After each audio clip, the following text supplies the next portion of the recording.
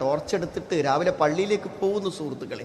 എന്നാൽ അതേ സമയം അപ്പുറത്ത് നിൽക്കുന്ന ആണ്ടിലും നേർച്ചയിലും എല്ലാ പരിപാടിയിലും അവിടെ സാന്നിധ്യമുണ്ട്. അറിയാഞ്ഞിട്ടാണ് സുഹൃത്തുക്കളെ. നിസ്കരിക്കുമ്പോൾ വജ്ജഹത്തൂൽ എന്താ പറയണത്?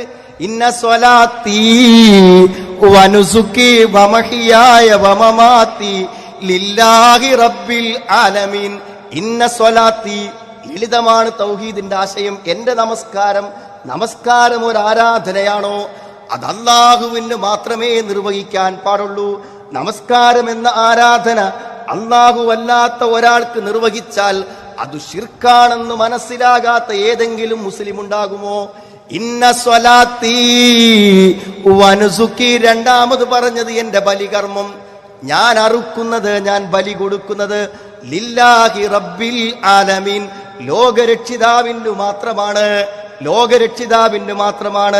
ലളിതമായി ചിന്തിക്കുവാൻ ആണ്ടിലും ബദരീങ്ങളുടെ ആണ്ടിലും അവിടുത്തെ ഭക്ഷണം കൊണ്ടുവന്ന്, മാംസം കൊണ്ടുവന്ന് മക്കളും കുട്ടികളും അത് ഭവ്യതയോടെ ഭക്ഷിക്കണമെന്നാഗ്രഹിക്കുന്നവരോട് സ്നേഹത്തോടെ നാം ചോദിക്കണം.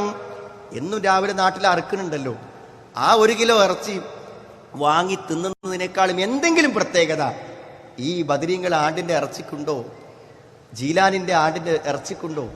കൽപ്പിക്കുന്നുണ്ടെങ്കിൽ സുഹൃത്തുക്കൾ, അവിടെ വിശ്വാസപരമായ ഒരു പ്രശ്നമുണ്ട്. എന്താ പ്രശ്നം?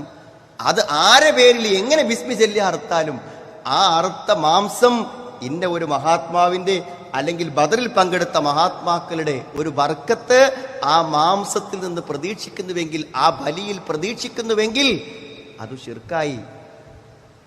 ലളിതമായി പറഞ്ഞു കൊടുക്കാൻ പറ്റിയ കാര്യം. ഖുർആനിലെ ഏറ്റവും ചെറിയ സൂറത്ത് ഏതാ സുഹൃത്തുക്കളെ? ഇന്നാ അഅ്തൈനാകൽ കൗസർ ഫസ്സല്ലി ലിറബ്ബിക വൻഹർ.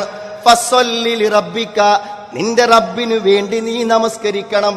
നമസ്കാരം എന്ന ആരാധന റബ്ബിനല്ലാതെ മറ്റൊരാൾക്ക് വേണ്ടി ചെയ്തുകൂടാ. വൻഹർ, നീ ബലിയറുക്കേണ്ടതും അവനു തന്നെ. എത്രയാ സുഹൃത്തുക്കളെ? ഒറ്റ റമദാൻ 17 അന്ന് ഒറ്റ ദിവസം എത്രയാണ് ഇത്ര ത്യാഗത്തോടെ നോമ്പ് വിൽക്കുന്നത്. ഒരു നോമ്പ് പോയിന് എങ്ങനെ ഫിദിയ കൊടുക്കണമെന്ന് സംശയം ചോദിച്ചറിയുന്ന സാധാരണക്കാരാണ്.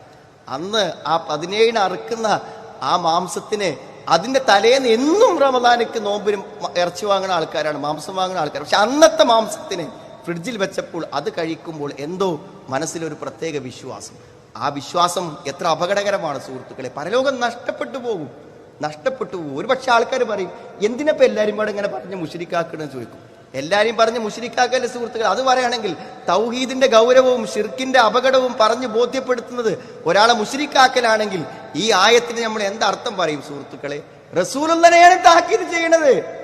ഷിർക്കിനെ കുറിച്ച് താക്കീത് ചെയ്യുന്നത് അല്ലാഹു റസൂലുള്ളയെയാണ്. ഷഹാദത്ത് കലിമ നമുക്ക് പഠിപ്പിച്ചു തന്ന മഹാപ്രവാചകനെ അല്ലാഹ് താക്കീത് ചെയ്യാണ്.